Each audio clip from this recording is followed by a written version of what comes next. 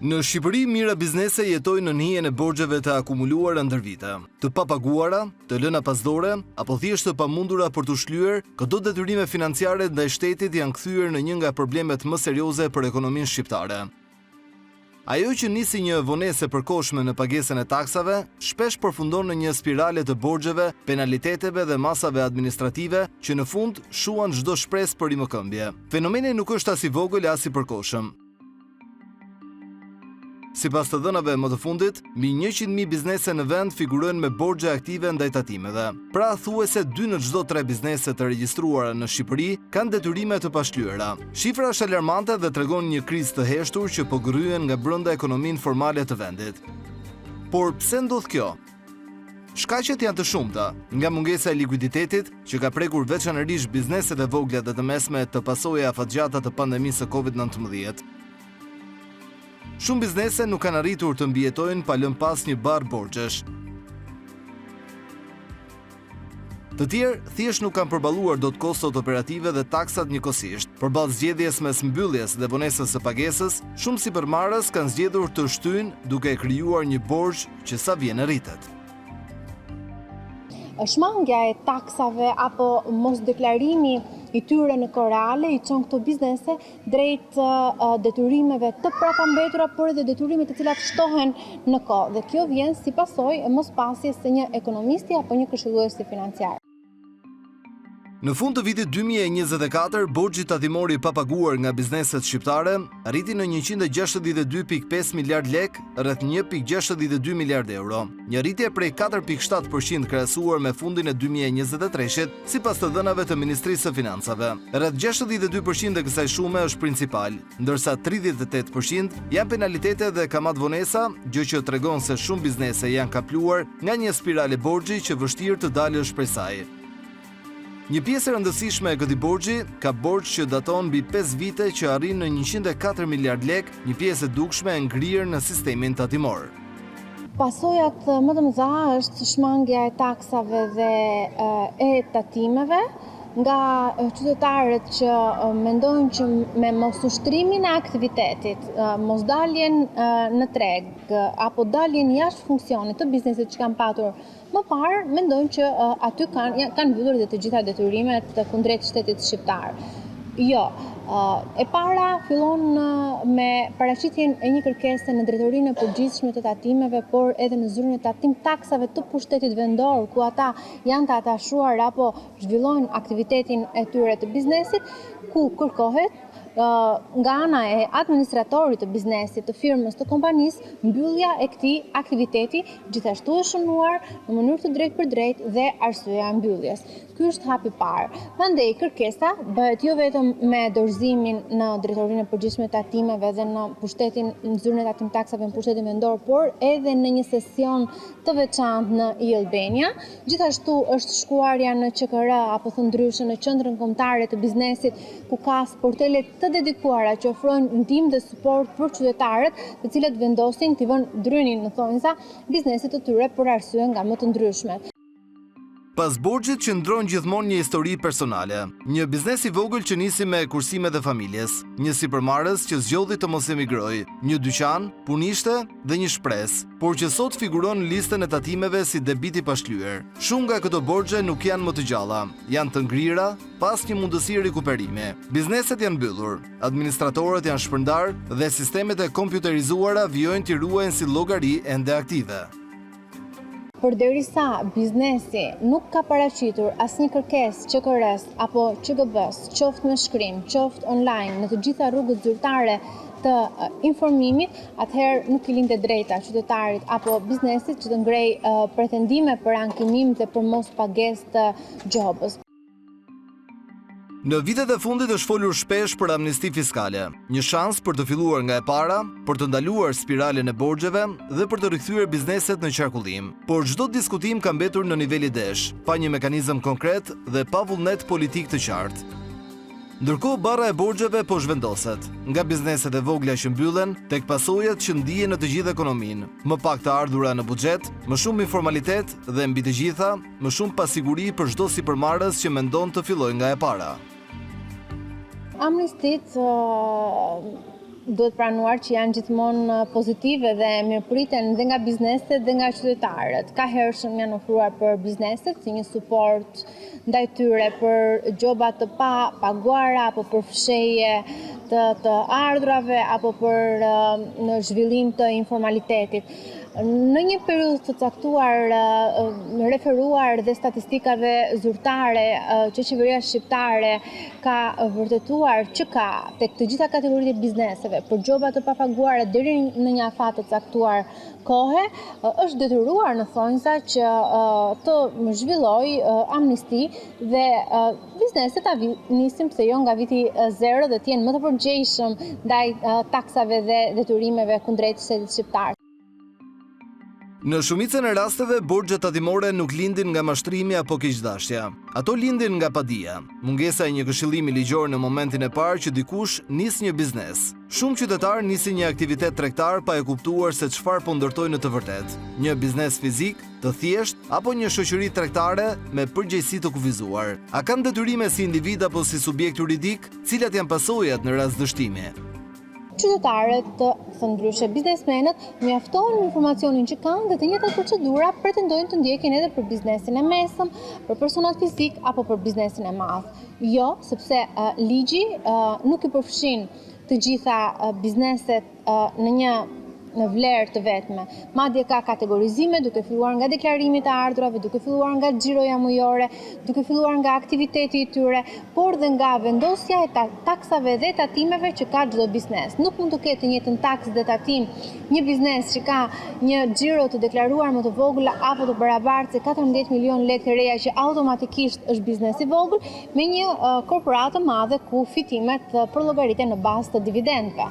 Kësaj qytetarët duhet të bëjnë ndarjen kategorike dhe të jenë të mirë informuar për biznesin që kanë dhe të përshtaten legjislacionit në fuqi të tatim taksave dhe gjithë detyrimeve ndaj shtetit shqiptar. Mosnjoja e ligjit nuk të përjashton nga pasojat e tij, por në Shqipëri, ligji shpesh nuk mësohet as kur nis biznesin, as kur përfundon në borxh. Për të regjistruar një biznes, qytetarët këshillohen të ndjekin 5 hapa të thjesht që nisin me platformën e-Albania. Këshillohet që për çdo hap qytetarët të kërkojnë ndihmë profesionale ose të konsultohen paraprakisht me një ekspert ligjor ose kontabël. Shumë e rëndësishme përveç deklarimit të kontratës është gjithashtu dhe pajisja me lejen e certifikimit e cila gjithashtu gjenerohet nëpërmjet e-Albanias, ku tashmë pasi janë kaluar të 5 hapat që nga marrja e kodit, e NIP-it, deklarimi i kontratave të qirahdhënies apo të pronësisë, klienti, qytetari pajiset me certifikatën e biznesit të vogël apo të mesëm apo të personit fizik në varësi të aktivitetit që ai do të ushtrojë. Në certifikat janë shënuar të dhënat identifikuese pra numri NID i biznesit, emri i administratorit, fusha e veprimtarisë ku do të zhvillojë biznesi aktivitetin e tij. Ndryshe nga vitet e mëparshme, sot qytetari shqiptar ka një qasje më të ndërgjegjshme ndaj ligjit dhe detyrimeve fiskale. Hapja e një biznesi nuk shihet më si një proces spontan, por si një vendim që kërkon përgjegjësi. Megjithatë, informimi i saktë dhe këshillimi profesional mbeten thelbësor. Për të shmangur gabimet që sillin pasoja afatgjata, çdo sipërmarrës duhet të njihet me procedurat ligjore dhe fiskale që nga hapi i parë.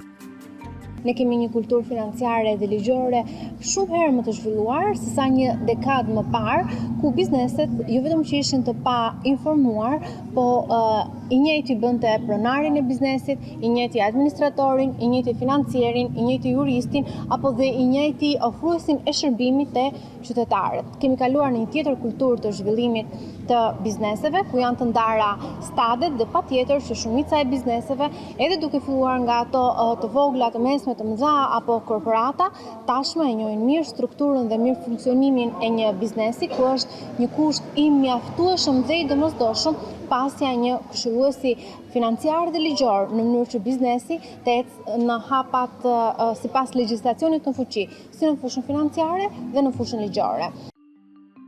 Ndjekja e saktë e hapave ligjore në regjistrimin e biznesit nuk është vetëm formalitet, por një mënyrë për të shmangur përballjet e mëvonshme në gjykata. Mos respektimi i procedurave mund të sjellë konflikte me tatimet, partnerët apo institucionet, të cilat shpesh përfundojnë në procese të gjata dhe të lodhshme ligjore. Në një sistem gjyqësor të mbingarkuar me çështje të ngjashme, qytetari jo vetëm që humbet kohë dhe para, por përjeton dhe një stres të panevojshëm që mund të ishte shmangur që në fillim.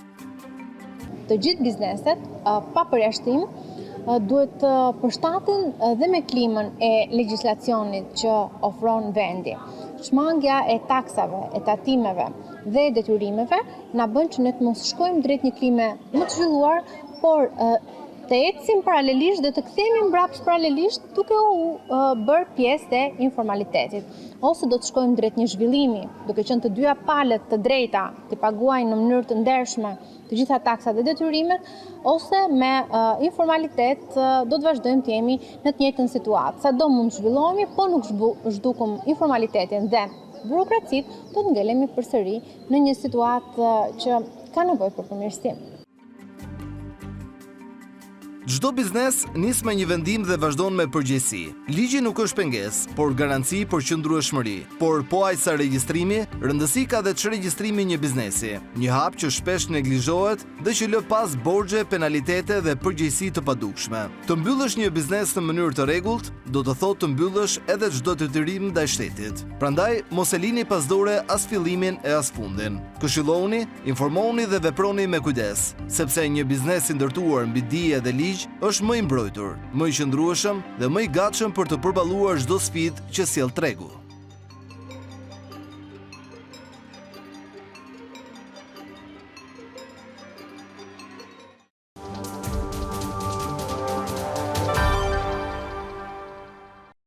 Cila është rruga ligjore për të hapur një biznes? Aplikimi si thash bëhet në Albania, do të bëhet regjistrimi i aktivitetit, do të thënë caktohet lloji i aktivitetit që po ushtrohet, ngarkohen dokumentat të cilat kërkohen nga QKB-ja dhe që mund të jenë licencat të cilat i zotëron personi që ka hapur personi fizik për ushtrimin e aktivitetit, adresa se ku do ta ushtrojë aktivitetin. Mund të ketë një kontratë qiraje, por edhe mund të mos e ketë kontratën e qiras dhe e ushtron aktivitetin në pronën e vet. Dhe këto janë dhe të dhënat të tjera të cilat kërkohen në momentin që bëhet aplikimi në Albania, është një formular atje që plotësohet, duhet sigurisht një dokument identifikimi të personit dhe bëhet regjistrimi dhe miratohet brenda 24 orëve zakonisht. Nëse ka ndonjë mangësi, sigurisht që dërgohet shkresë për plotësimin e ndonjë mangësie që mund të ketë. Dhe personi fizik quhet i regjistruar, juridikisht quhet i regjistruar që në momentin që bëhet aplikimi. Nëse ky aplikim pranohet, quhet i regjistruar që në atë moment. Po kur duam të regjistrojmë një shoqëri me përgjegjësi të kufizuar, si veprojmë? Gjithmonë regjistrimi bëhet nga Albania, më përpara i drejtoheshim sporteleve të QKB-s, ndërsa tani bëhet me aplikim, edhe kjo formë shoqërie. Është pak shoqëria me përgjegjësi të kufizuar ka më shumë dokumenta që kërkohen, sepse plotësohet në fillim statuti, i cili është dokumenti i cili përmban rregullimin e të gjithë shoqërisë tregtare, përmban strukturën, organizimin, organet drejtuese, marrëdhënien ndërmjet ortakëve, përfaqësimin ligjor se si do të bëhet, kompetencat e administratorit, përcakton kuotat, përcaktohen shumë elemente të tjerë, sigurisht adresa, objekti, aktivitetit që janë kryesorët. Dhe pasi plotësohen të gjitha këto dokumenta, edhe afati, po themi ligjor për plotësimin, për pranimin e aplikimit ose për një përgjigje që mund të vi për plotësimin e dokumentacionit është 24 orë. Brenda 24 orëve ka një përgjigje nga QKB-ja që mund të jetë ose për të plotësuar dokumentat të tjera ose për pranimin. Dhe quhet i hapur shoqëria me përgjegjësi të kufizuar, ndryshe nga personi fizik, quhet e hapur në momentin që pranohet aplikimi. Jo në momentin që është bërë aplikimi, por në momentin që pranohet. Çfarë duhet të kemi parasysh kur duam të hapim një biznes në raport me detyrimet tatimore? Gjithmonë duhet ketë edhe një llogari bankare të hapur. Nuk është kusht, por sigurisht që sugjerohet edhe në rastin e personave fizik. Edhe pse nuk është detyrim, por gjithnjë më shumë po sugjerohet që të ketë edhe një llogari bankare të hapur. Sigurisht që në momentin e parë që hapet një subjekt tregtar që mund të jetë person fizik, mund të jetë SHPK, po flasim një herë vetëm për këto të dyja, duhet bërë edhe regjistrimi në organet tatimore. Një gjë që duhet tekstuar tek pjesa e SHPK-s.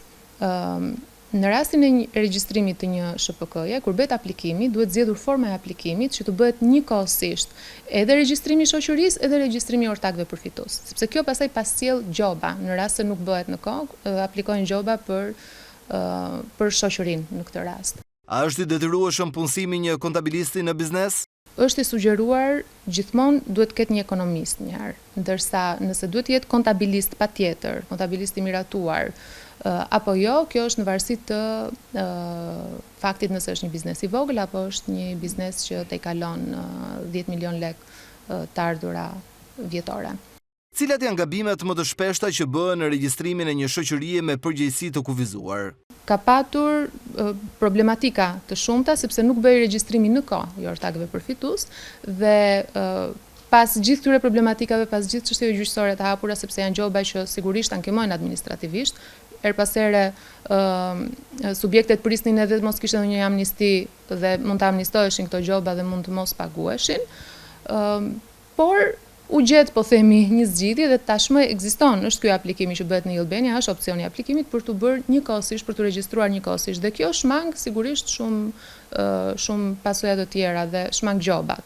Ndërsa në rastin e personave fizik, më shumë do thoja ka qenë ai momenti i parë i deklarimit në organet tatimore, sepse ti regjistrohesh si vetë punësuar dhe nuk bëj deklarimi menjëherë në organet tatimore dhe kjo passillte gjoba që mund të kenë qenë po themi në vlera relativisht të ulta, por që gjithsesi gjeneroheshin gjoba. Ose mos pagimi i sigurimeve shoqërore dhe shëndetësore në kohë. Kur është afati i deklarimeve të sigurimeve shoqërore? Personat fizik i deklarojnë çdo 3 muaj sigurimet shoqërore dhe shëndetësore. Në SHPK-t, shoqëritë me përgjegjësi të kufizuara janë që deklarojnë çdo muaj. Dhe kjo ka ndryshuar së fundmi. Dhe pikërisht për këtë arsye gjenerohen kamatbonesa, sepse në fillim nuk e dinin shoqëritë me përgjegjësi të kufizuara, nuk e dinin që do duhej, nuk kanë qenë ndoshta shumë vigjilent ndaj ndryshimeve të legjislacionit dhe i paguanin çdo 3 muaj. Derisa sigurisht kjo u kuptua dhe është diçka që në momentin që ka aftësi paguese është një gabim që nuk bëhet më. Sa e rëndësishme është mbyllja e një aktiviteti tregtar? Në momentin që mbyllet aktiviteti, individët thonë e mbylla aktivitetin, i vura çelsin dyqanit dhe dhe për këtë arsye quajtur të mbyllur, por ka qenë në masë të madhe mos informimi, por tani ka një tjetër kulturë juridike, njerëzit janë më të informuar, duhet ta themi këtë, nuk mbylleshin aktivitetet në QKB.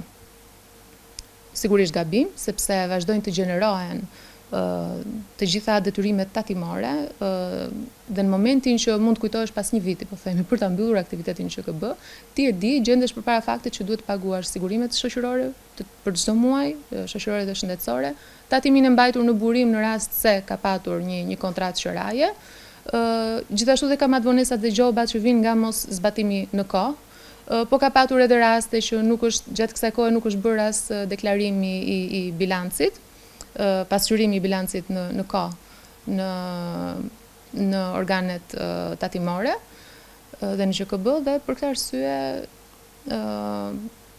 gjendesh përpara faktit që duhet mbyllet aktiviteti, por ke shumë detyrime se çdo kishe nëse do bëje mbylljen e aktivitetit brenda fateve ligjor në momentin që realisht nuk ka patur më aktivitet.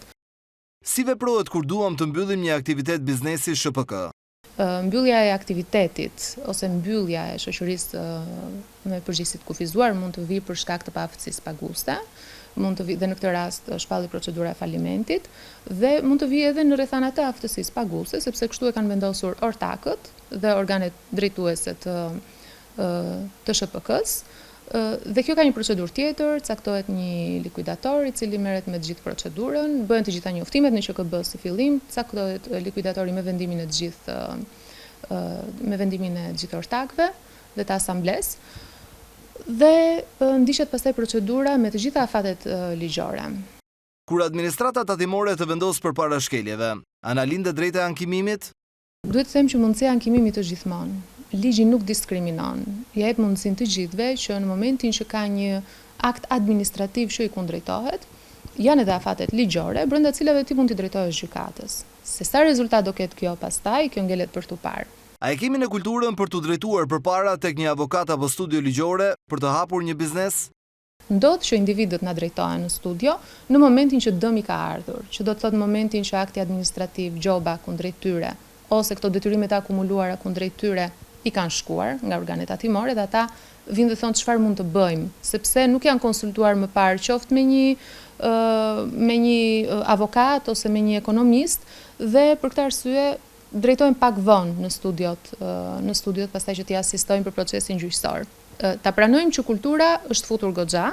Shumë shpesh na drejtohen persona që po hapin një person fizik ose një SHPK, na drejtohen jo vetëm për t'i asistuar për hapjen, për të bërë aplikimet dhe për hapjen dhe për regjistrimin e shoqërisë dhe të aktivitetit, por na drejtohen edhe për konsulenca mujore, për të gjitha problematikat ligjore që ato mund të kenë edhe gjatë ushtrimit të aktivitetit, sepse nuk janë vetëm këto dy momentet, hapja dhe mbyllja e aktivitetit, por edhe gjatë ushtrimit të aktivitetit, veçanërisht shoqëritë me përgjegjësi të kufizuara, kanë momente që kanë nevojë për ndihmë juridike se për ekonomist patjetër.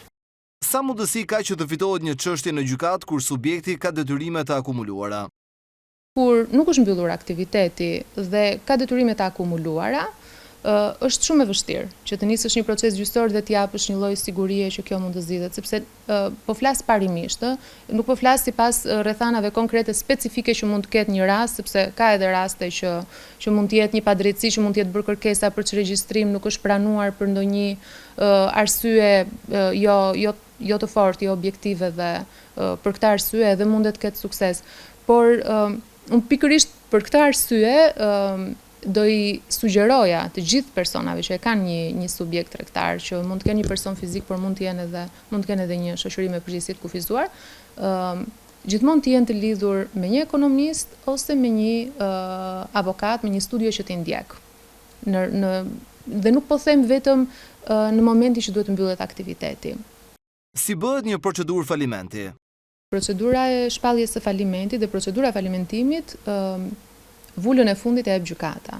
Do të thotë që mund të jetë debitori ose kreditorët e debitorit, do të thënë të subjektit që është i paaft për të paguar, që i drejtojnë gjykatës.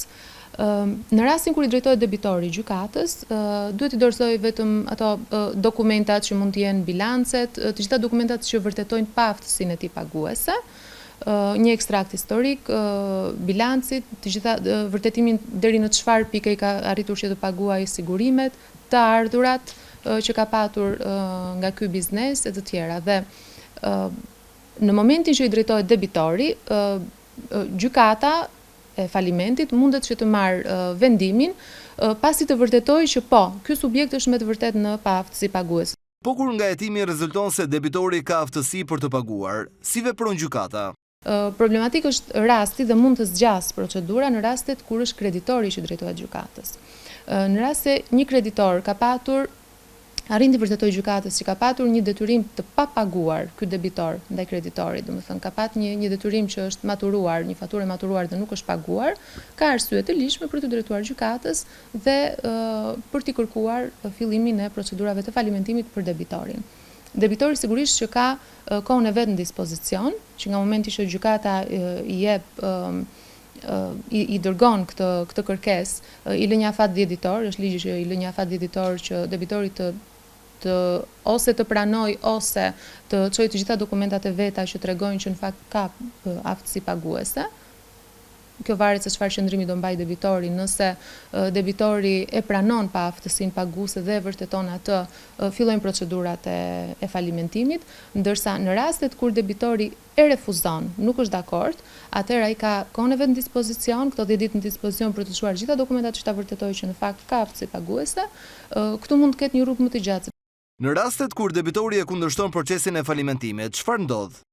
Sepse nëse debitori e kundërshton fillimin e procedurave të falimentimit, mund të thirren ekspert nga gjykata, gjykata mund të marrë edhe disa masa të përkohshme për të mbrojtur atë masën e falimentimit. Dhe në këto raste mund vendoset një administrator i përkohshëm i falimentimit, mund vendoset një lloj sekuestro, po e themi, ose një detyrim ndaj debitorit që të mos kryej aktivitet dhe të mos shpenzoj deri në një masë të caktuar, në mënyrë që të mbrohen kreditorët. Kur subjekti merr shpalljen e falimentit, si është radha e shlyerjes së detyrimeve? Në momentin që vendoset që një subjekt do falimentoj, është shumë e rëndësishme që të respektohet radha e kreditorëve në momentin që ai po shlyen këto kreditorë, dhe të parët kreditor të preferuar në përgjithësi janë punëmarrësit e këtij subjekti tregtar të kësaj shoqërie. Dhe janë punëmarrësit që kanë qenë në punë deri 3 muaj, po themi, përpara mbylljes së aktivitetit ose përpara fillimit të paaftësisë paguese të debitorit. Janë gjithmonë të parët, pastaj në rastin që është person fizik, nëse është një person fizik subjekti që po falimenton, në këto raste, në radhë të dytë, po themi, si kreditorë të preferuar, janë personat ndaj të cilëve kanë detyrime, mund të ketë detyrime personi fizik, dhe në përgjithësi janë këto detyrimet që prekin detyrimet për shkak të problemeve të shëndetësore ose për shkak të aksidenteve që mund të jenë shkaktuar në punë. Dhe pastaj vijon lista e kreditorëve. I fundit, po themi, jo se është i fundit shteti si kreditor i preferuar, por nëse ka patur gjoba ose sanksione ndaj këtij subjekti, në përgjithësi këto janë në fund të listës së kreditorëve që duhet të shlyen. Të parët janë punëmarrësit dhe të fundit janë organet shtetërore, tatimore për shembull.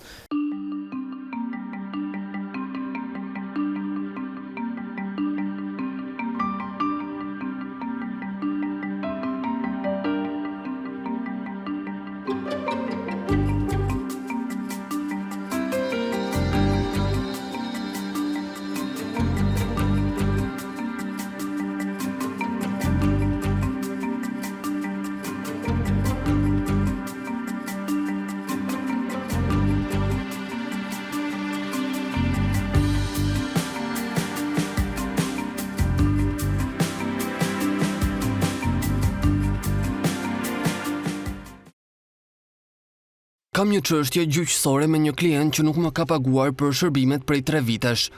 Pse po zvarritet aq shumë procesi? Sistemi është i mbi ngarkuar. Shumë gjyqe civile për pagesa biznesi zvarriten për shkak të mungesës së gjyqtarëve, shtyrjeve nga palët ose kërkesave për ekspertiza. Ne kemi bërë gjithçka, por duhet të presim datat e gjyqeve që nganjëherë caktohen çdo 6 muaj. Firma ime nuk po gjeneron më të ardhura. Duhet ta shpall falimentin dhe të filloj një tjetër aktivitet. Pse më thoni se nuk mundem? Shpallja e falimentit kërkon një proces gjyqësor që në vetvete është i ndërlikuar dhe i gjatë. Duhet të përgatiten bilancet, të njoftohen kreditorët dhe mbi të gjitha të shqyrtohen në një gjykatë që ka qindra çështje të ngjashme në radhë. Kjo është arsyeja pse shumë biznese mbeten pezull, as aktiv e as të mbyllur. Avokat, kam mbyllur aktivitetin tim prej më shumë se 4 vitesh, por tani po përpiqem të çregjistrohem, më del një detyrim tatimor që nuk e kam ditur kurrë. Si është e mundur? Fatkeqësisht ky është një problem i zakonshëm. Në shumë raste, administrata tatimore nuk e përditson të dhënat në kohë. Mund të kenë dalë gjoba automatike për mos dorëzim të deklaratave edhe pas mbylljes reale të aktivitetit. Çregjistrimi ligjor nuk ndodh automatikisht. Duhet të ndiqet në kohë, përndryshe sistemi gjeneron detyrime fiktive. Kam bërë kërkesë për mbyllje që para 2 vitesh, por më vjen ende gjoba dhe detyrime mujore. Si është e mundur? Nëse kërkesa për shregjistrim nuk është përpunuar nga tatimet dhe QKB-ja, sistemi vijon të gjenerojë detyrime. Edhe një dokument që mungon apo një deklaratë e pambyllur mund ta lërë subjektin aktiv në letër. Pa një shregjistrim të plot dhe konfirmim, ligjërisht ju konsideroheni si biznes funksional. Kam pasur biznesin në emër të një familjari për arsye praktike, por tani që dua ta mbyll ose ta transferoj, më dalin detyrime që nuk i kam njohur. Çfarë ndodh në këto raste? Ligjërisht, përgjegjësia bie mbi personin që figuron në dokumenta. pavarësisht se kush e ka administruar në praktik. Nëse nuk ka një kontratë apo marrëveshje që vërteton përgjegjësitë, është e vështirë të shkëputesh nga borxhet apo detyrimet që figurojnë në emër të atij personi. Ky është një rrezik i madh që ndodh shpesh në Shqipëri për shkak të informalitetit. Kam fituar një çështje në gjykat kundër një institucioni publik, por vendimi nuk zbatohet. Çfarë mund të bëj? Vendimi gjyqësor është final, por për ta zbatuar duhet që shteti të veprojë, ose me urdhër ekzekutimi nga përmbarimi, ose me ndërhyrje ligjore. Kur pala humbëse është institucion publik, shpesh krijohen vonesa të pajustifikuara. Ky është një problem që e kemi ngritur edhe më parë. Vendimet në letër nuk kanë vlerë nëse nuk kanë forcë zbatimi.